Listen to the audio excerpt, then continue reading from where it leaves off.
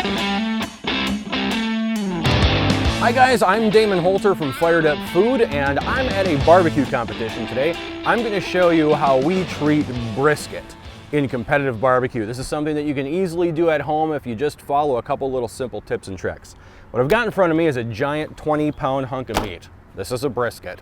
Brisket comes from the abdominal area of the cattle, and it gets worked really hard. So it's a tough piece of meat and it requires time to cook properly. We can't cut a steak off here and grill it. It's going to be tough. You don't want to do that. You want to slow smoke this meat. This is how we kind of trim the brisket up and get started. You can see there's a lot of fat over the top of this piece of meat, and there's some pretty big solid chunks of fat on here as well.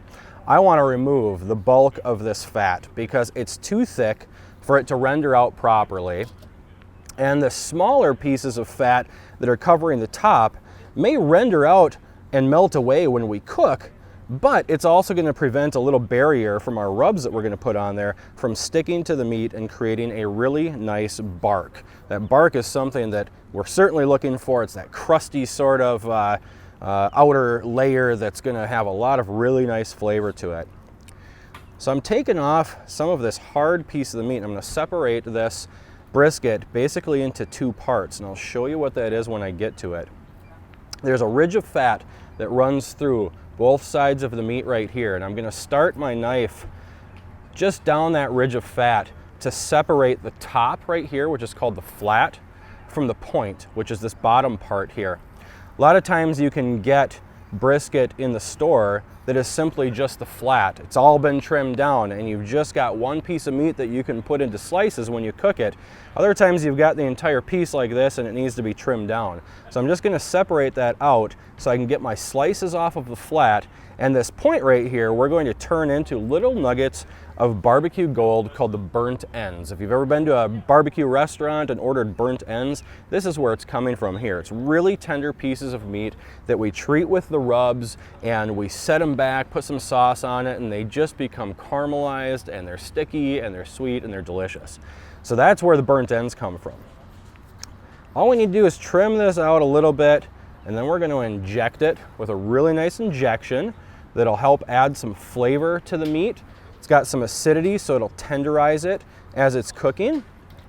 So I've separated that flat from the point. This right here is the flat. This is the point where we get those burnt ends. I want to show you something about the backside here. This has a really thick fat cap on it. I can certainly trim some of this down, and I will probably just a little bit because it's really thick. But there's kind of a controversy, let's say, in cooking briskets when it comes to this fat cap.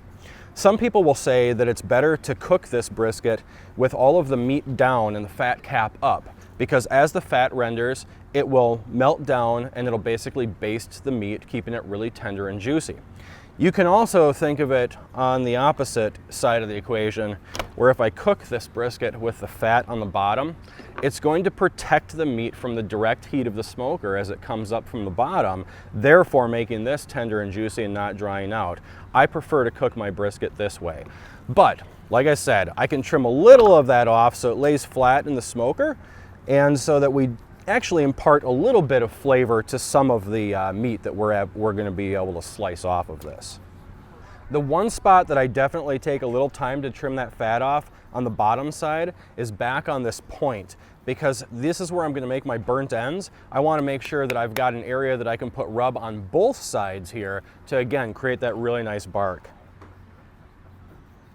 One last thing I'm going to do here before I inject and rub the meat is I'm going to flip it back over and take a look at the grain. When this is covered in rub, it may be a little difficult to tell which way the grain of the meat is going, and you always want to slice against the grain and not with it. If we slice with it, we'll have really chewy, stringy pieces of meat. I can see that the grain of the meat is all going at a diagonal this way. So one little trick to make sure that I can find that grain again when I'm ready to slice it is to actually cut off a corner of the meat so that I know that this is the direction that I slice. So that's just a nice little tip that you can remember so you make some nice good slices at the end.